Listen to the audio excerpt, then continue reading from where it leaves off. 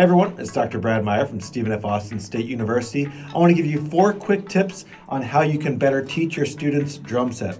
So the first and kind of the most useful logistics tip is how we play the hi-hat and snare drum. A lot of students will play with a crossed stick kind of grip, but this doesn't allow for freedom of movement when their left hand needs to play on especially syncopated notes. So instead of playing crossed, try moving the right hand on the hi-hat a little bit further out. That way they can still play center of the snare drum, but also still have flexibility so that when they're playing, especially syncopated stuff on the snare drum versus hi-hat, they have that freedom and that openness to play.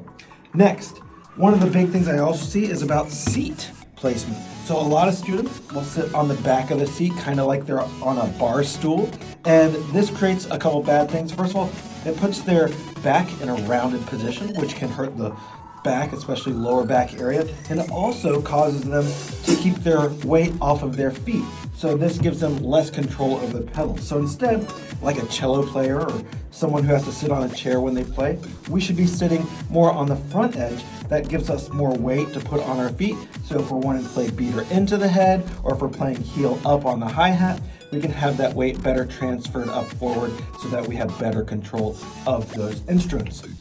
The third tip, this is just kind of a general one, is drum set's loud. So make sure that students are practicing with some kind of headphone or some kind of ear protection, and that way they're not ruining their hearing for the rest of their life.